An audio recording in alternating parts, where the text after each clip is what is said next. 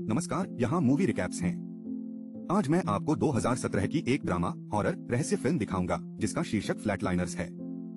आगे स्पॉइलर, सावधान रहें और अपना ख्याल रखें। फिल्म की शुरुआत कोर्टनी होम्स द्वारा अपनी बहन टेसा के साथ कार चलाने से होती है।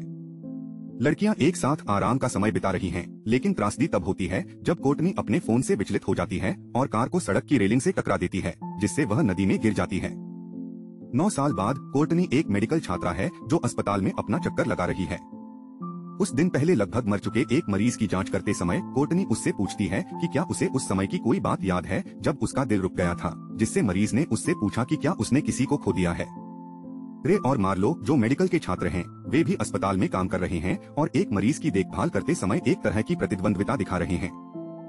बाद में शाम को कोर्टनी जीवन के बाद के जीवन के बारे में कुछ शोध करने के लिए पुस्तकालय जाती है। उसकी पढ़ाई तब बाधित होती है जब वह अपनी सहपाठी सोफिया मैनिंग को पास की मेज पर रोते हुए सुनती है। कोर्टनी ने उसकी जांच करने का फैसला किया और उसे पता चला कि सोफिया अपनी मां की वजह से बहुत तनाव और दबाव में है और मेडिकल स्कूल कितना कठिन है। वे लाइब्रेरी से एक साथ निकलते हैं और कोर्टनी उसे एक छोटे से साइड प्रोजेक्ट को साझा करने के लिए आमंत्रित करती है जिस पर वह काम कर रही है, जिस पर सोफिया शायद के साथ जवाब देती है। अगले दिन कोर्टनी, सोफिया, मार्लो, रे और उनके दोस्त जेमी कक्षा में हैं और उन्हें उनके शिक्षक द्वारा जल्दी और अच्छी तरह से जवाब न देने के लिए डांटा जा रहा है। इसके बाद सोफिया जेमी के साथ एक डॉक्टर के कार्यक्रम में काम करती है जिसे इसकी जरूरत नहीं है क्योंकि वह ट्रस्ट द्वारा वित्त पोषित है, लेकिन फिर भी वह एक कैटरर की तलाश में जाता है। सोफिया अपनी मां को संदेश भेजकर बताती है कि वह कहाँ है और स्वीकार करती है कि उसकी मां सिर्फ अपनी बेटी पर नजर रखने के लिए उसके साथ रहने आई है। अस्पताल में और अधिक चक्कर लगाने के बाद कोर्टनी जेमी को बाद में अस्पताल के तहखाने में उसके साथ मस्ती करने के लिए आमंत्रित करती है, जिसे जेमी गलतफहमी समझ लेती है। जब वह स्वीकार कर लेता है तो वह उसे सर्विस लिफ्ट लेने के लिए कहती है क्योंकि वहाँ कोई कैमरा नहीं है। बाद में रात में सोफिया और जेमी दोनों कोर्टनी के अनुरोध पर अस्पताल के तहखाने में उसके साथ शामिल हो गए। आपात स्थिति के मामले में वहाँ एक संपूर्ण कार्यात्मक क्लिनिक है। कोर्टनी उन्हें बताती है कि उसका प्रोजेक्ट किस बारे में है। वह मस्तिष्क के उस क्षेत्र की खोज कर रही है जो निकट मृत्यु के अनुभवों के लिए जिम्मेदार है, इसलिए वह इस प्रक्रिया को उसी तरह मैप करना चाहती है जिस तरह से वे दौरे का मैप करते हैं। ऐसा करने के लिए वह चाहती है कि जब वह इमेज स्कैनर में हो तो उसके दोस्त उसके दिल की धड़कन रोक दें, फिर 1 मिनट बाद उसे वापस ले आएं। सोफिया इससे कोई लेना देना नहीं चाहती, लेकिन जेमी स्वीकार कर लेता है। वह ड्रग्स और डिफिब्रिलेटर के संयोजन से कोर्टनी के दिल की धड़कन रोक देता है, जिससे उसकी मौत हो जाती है। जबकि सोफिया और जेमी स्कैनर पर नजर रखते हैं और सुनिश्चित करते हैं कि यह रिकॉर्डिंग कर रहा है, कोर्टनी को शरीर से बाहर का अनुभव होता है। वह पूरे शहर का चक्कर लगाने से पहले अस्पताल के अंदर सबको देखती है और फिर छत पर जाती है। जब मिनट बीत जाता है, सोफिया और जेमी पुनर्जीवन प्रक्रिया शुरू करते हैं, लेकिन वे उसे वापस लाने में सक्षम नहीं होते हैं। सोफिया मदद के लिए रे को बुलाती है और जब वह संदेश देखता है तो वह अपने कार्यालय से बाहर निकल जाता है, इसलिए मार्लो उसे जाते हुए देखती है। कोर्टनी अपनी यात्रा जारी रखती है। अब वह देखती है कि जिस कमरे में वह है वह फट जाता है और फिर चमकती रोशनी से भरे एक पुल पर आ जाती है। हालांकि यह दृष्टि तब समाप्त होती है जब उसके दोस्त अंतःरे के स्मार्ट मार्गदर्शन की मदद से उसे वापस लाने में कामयाब हो जाते हैं। जैसे ही सोफिया कोर्टनी को पागल कहती है, मार्लो आता है और जानना चाहता है कि क्या हो रहा है। कुछ क्षण बाद वे पांचों कोर्टनी के स्थान पर जाते हैं, जहां वह उन्हें बताती है कि अनुभव कैसा था। वह इसे शुद्ध ऊर्जा कहती हैं। साथ में वे स्कैनर रिकॉर्डिंग देखते हैं और मस्तिष्क के विभिन्न क्षेत्रों पर बिजली की चमक दिखाई देती है। रे ने जाने का फैसला किया क्योंकि उसे लगा कि यह विचार पागलपन था और कोर्टनी बालकनी पर 10 मिनट बिताती है, बस शहर को देखती रहती है। जब मार्लो उसकी जांच करती है, कोर्टनी कहती है कि वह बेकिंग करना चाहती है। अगली सुबह कोर्टनी द्वारा पकाई गई सारी ब्रेड कक्षा में लाई जाती है। मार्लो का कहना है कि जब उसे अपनी दादी की रेसिपी याद आई तो उसने 6 रोटियां बनाई। उसने यह भी कहा कि कोर्टनी ने 12 मील दौड़ लगाई थी। जब उनके शिक्षक मामलों को पढ़ना शुरू करते हैं तो कोर्टनी के पास उन सभी के लिए सही उत्तर होते हैं। जैसे ही सोफिया उनका वर्णन समाप्त करती है, वह दुर्लभ ज्ञान का भी उपयोग करती है जो उसने कुछ साल पहले एक किताब में पढ़ा था। शाम को जब वे पांचों बार में जाते हैं, कोर्टनी 12 साल तक पियानो न छूने के बाद पियानो बजाती है। उसके दोस्त इस बात से प्रभावित हैं कि वह अब तक सीखी गई हर चीज तक कैसे पहुंच पाती है। इसे वे मस्तिष्क की रिवायरिंग कहते हैं। रे को अब भी लगता है कि ये प्रयोग एक बुरा विचार है, लेकिन जेमी उत्साहित है और आगे जाने का फैसला करती है। बाद में अपने अपार्टमेंट में कोर्टनी को लगता है कि उसने शॉवर में शोर सुना है, इसलिए वह जांच करने के लिए पर्दे हटाती है। वहाँ कुछ भी नहीं है, इसलिए वह पर्दे खुले रहने की पुष्टि करने के बाद बाथरूम से बाहर निकल जाती है, लेकिन जब वह दोबारा शोर सुनती है तो वापस लौट आती है। वह देखती है कि पर्दों में से एक टब में गिर गया है जो अब पानी से भरा हुआ है। और वह उसमें अचानक प्रकट हुए एक चेहरे को देखकर चौंक जाती है। चीखते हुए वह फर्श पर गिर जाती है और जब वह फिर से खड़ी होती है तो उसे पता चलता है कि उसने पूरी बात की कल्पना की थी और पर्दे और बाथटब को उसी स्थिति में देखती है जिसमें उसने उन्हें छोड़ा था। समूह, जिसमें अभी भी संदेहास्पद रे शामिल है, आगे बढ़ता है और जेनी को फ्लैटलाइन में मदद करता है। उसकी दृष्टि उसे हाईवे पर बाइक पर ले जाती है। सवारी रोमांचक और आनंददायक है, खासकर जब एलिसिया नाम की एक गोरी महिला बाइक पर उसके पीछे दिखाई देती है। लेकिन अंततः वे एक अंधेरे पड़ोस में पहुंचते हैं जहां एलिसिया उसका नाम फुसफुसाते हुए गायब हो जाती है और जेनी को उसके दोस्तों द्वारा वापस जीवित कर दिया जाता है। यह पुष्टि करने के बाद कि वह ठीक है, समूह कोर्टनी के घर पर शराब पीने और पार्टी करने जाता है। यहाँ तक कि जब कोर्टनी ने यह विचार पेश किया तो वे अपार्टमेंट की एक दीवार तोड़ने को भी तैयार हो गए। वह और जेनी एक ही तरंगदैर्घ्य पर प्रतीत होते हैं। वे एक दूसरे को चूमते हैं और जब ओले पड़ने लगते हैं तो वे अपने अंडरवियर में बर्फ से लड़ने लगते हैं। रे को अभी भी फ्लैटलाइनिंग में कोई दिलचस्पी नहीं है, लेकिन मार्लो ने फैसला किया है कि वह आगे जाएगी। अपने अनुभवों के बारे में बात करते हुए कोर्टनी ने जेनी से पूछा कि क्या उसने कुछ परेशान करने वाली बात देखी, जिसके जवाब में उसने कहा कि नहीं। अगले दिन अस्पताल में जेनी कई ऐसे फैसले लेता है जिससे मरीजों की जान बच जाती है। मार्लो उसके और कोर्टनी के बीच के अंतरों को इंगित करता है, जबकि वह पुरानी जानकारी वापस लाने के लिए अतीत पर ध्यान केंद्रित करती है। जेनी अपने अंतर्ज्ञान का उपयोग करते हुए वर्तमान पर ध्यान केंद्रित करता है और मार्लो यह नहीं देख पाता कि उन दो चीजों में क्या समानता है।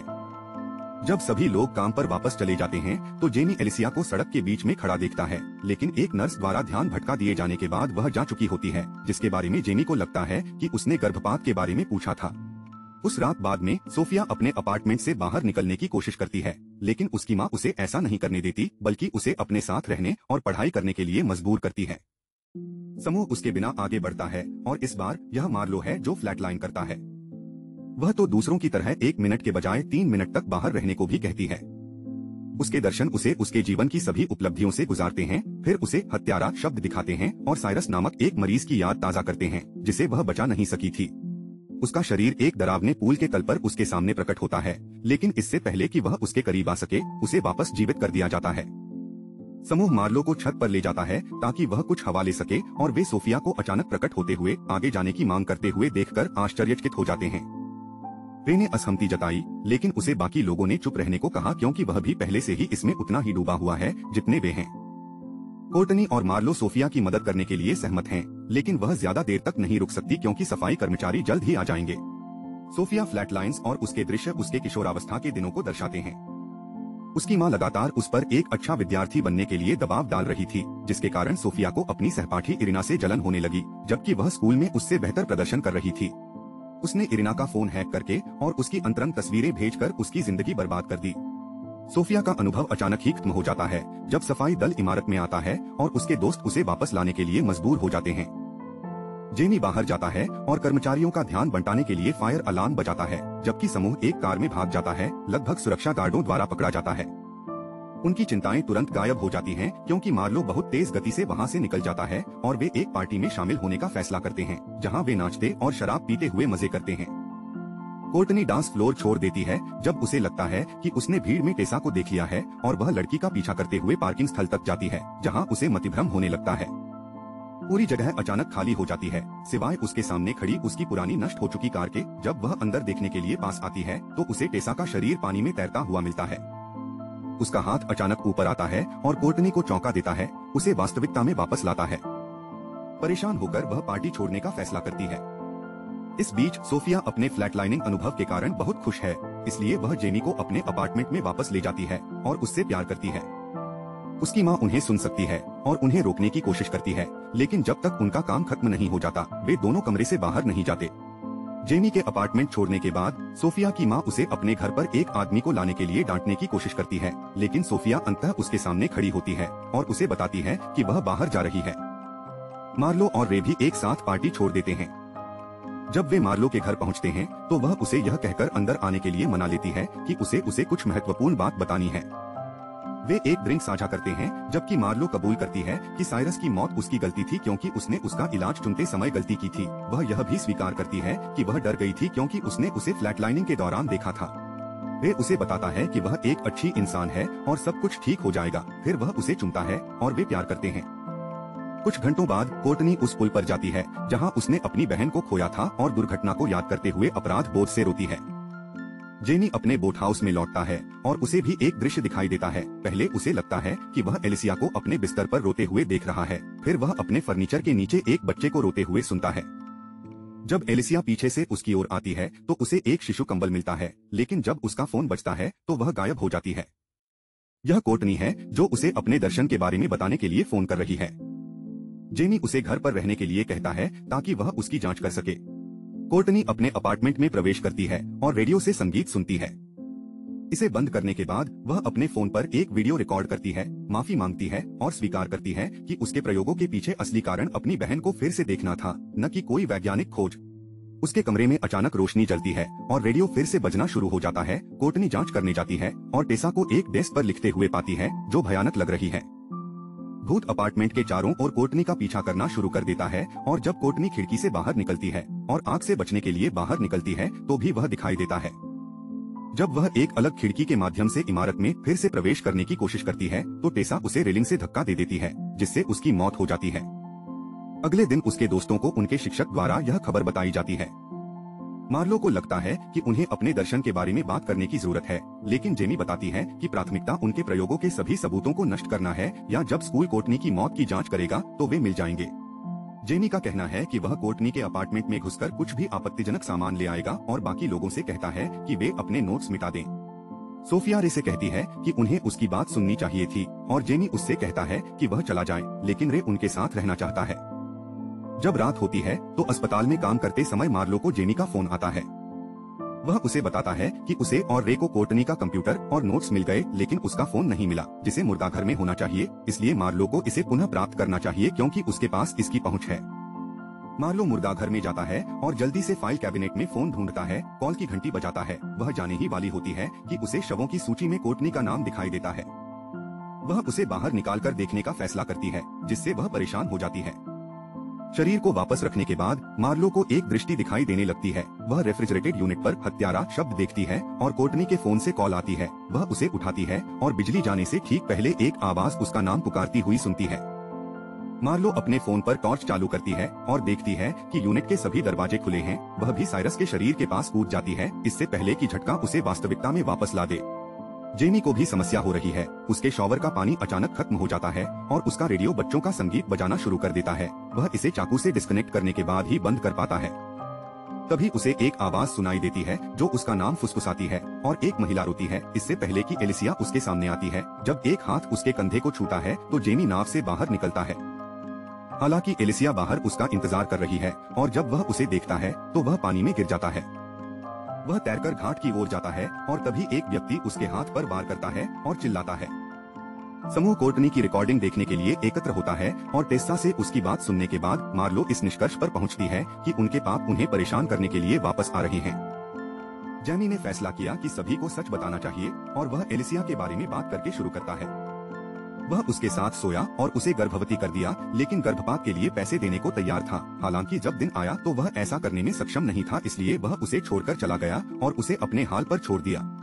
वह वही थी जिसने कल रात उसे चाकू मारा था, सिवाय इसके कि यह वास्तव में वह नहीं हो सकती थी क्योंकि वह अभी भी जीवित है और कहीं और रह रही है। सोफिया कबूल करती है कि उसने हाई स्कूल में इरिना के साथ क्या किया था, लेकिन मार्लो साइरस के बारे में कुछ नहीं कहती है। उन्हें लगता है कि कोई प्राणी, शायद शैतानी प्राणी, उनके अपराध बोध का इस्तेमाल करके उनके पीछे पड़ा है। कुछ समय बाद एक कक्षा के दौरान सोफिया को भी एक दृष्टि आती है। उसे लगता है कि उसे इरिना की तरह अपमानजनक पाठ संदेश मिल रहे हैं और वह कंप्यूटर स्क्रीन पर जेमी के साथ सोते हुए एक वीडियो देखती है। अशांत होकर वह कमरे से निकलकर दालान में पहुंचती है, जहां उसे एक लड़की की हंसी सुनाई देती है, जबकि एक प्रेत उसके पीछे चलता है। सोफिया लिफ्ट में प्रवेश करती है और देखती है कि छत गायब है, लेकिन वह बाहर नहीं निकल सकती क्योंकि दरवाजे पहले ही बंद हो चुके हैं। लिफ्ट ऊपर जाने लगती है और अचानक एक पुराने परित्यक्त कक्षा में रुकती है, जहां इरिना दिखाई देती है, जिससे सोफिया चौंककर वास्तविकता में वापस आ जाती है। रे मार्लो से मिलने उसके घर जाता है और उसे बताता है कि उसने पाया है कि उसने साइरस की पोस्टमार्टम रिपोर्ट को बदल दिया है ताकि उसकी मौत गलती की बजाय दुर्घटना लगे, और उसे डीन के सामने सच बताने के लिए कहता है। मार्लो ऐसा करने से इनकार कर देती है क्योंकि यह उसका करियर बर्बाद कर देगा। रे उसे बताता है कि फिर उसे डॉक्टर नहीं बनना चाहिए। इस बीच सोफिया जेमी को इरिना से मिलने के लिए अपने साथ चलने के लिए कहती है। वह उससे कबूल करती है कि उसने ही उसकी तस्वीरें भेजी थीं और अपने किए के लिए माफी मांगती है। इरिना उसे माफ करने के लिए तैयार हो जाती है। जेमी इससे प्रेरित होता है और मार्लो को फोन करके उसे इस विचार के बारे में बताने के बाद कि संभवतः यह उन्हें बचा सकता है, वह एलिसिया से भी माफी मांगने जाता है। उसे पता चलता है कि उसने कभी गर्भपात नहीं करवाया और वह अपने बेटे को अकेले ही पाल रही है, इसलिए वह स्वीकार करता है कि वह कायर था और कहता है कि वह अब से मदद करना चाहता है। बाद में रात में मार्लो अपने घर पर परलोक के बारे में पढ़ रही होती है, तभी उसे फिर से एक दृश्य दिखाई देने लगता है। वह खुद को अंधेरे खाली पूल के तल पर पाती है और उसके सामने सायरो का शरीर है, लेकिन जब वह उसे छूती है तो वह जाग जाती है। जब वह अपनी कार में घर से निकलती है तो सुबह हो चुकी होती है और गाड़ी चलाते हुए वह रोती है। रास्ते में एक और मतिभ्रम शुरू होता है। 2 हाथ उसके सिर के चारों ओर एक प्लास्टिक की थैली डालते हैं, जिससे उसे सांस लेने में मुश्किल होती है और वह दुर्घटनाग्रस्त हो जाती है। रे को मार्लो से एक संदेश मिलता है जिसमें कहा गया है कि उसे यह सब बंद करना होगा, इसलिए वह सोफिया और जेमी को उसे ढूंढने में मदद करने के लिए बुलाता है। वे उसे अस्पताल के तहखाने के कमरे में बेहोशी की हालत में पाते हैं, इसलिए वे उसे वापस लाने की कोशिश करते हैं, जबकि उसे सपने आते रहते हैं। मार्लो खुद को फिर से पूल में पाती है और इस बार वह साइरस के पास रहती है और उससे माफी मांगती है, लेकिन वह जाग जाता है और उसका गला घोंट देता है। फिर वह एक स्ट्रेचर पर आती है जिसे साइरस एक खाली कमरे में धकेल देता है। मार्लो को स्ट्रेचर से उतारा जाता है, लेकिन उसे धक्का दिया जाता है और फिर सिर से पकड़कर पानी से भरे टब में डुबो दिया जाता है। जैसा कि रे उसे बताता है कि उसे वापस आने की जरूरत है, मार्लो पानी से बाहर निकलने में कामयाब हो जाती है, लेकिन एक तूफान द्वारा उसे अंदर खींच लिया जाता है।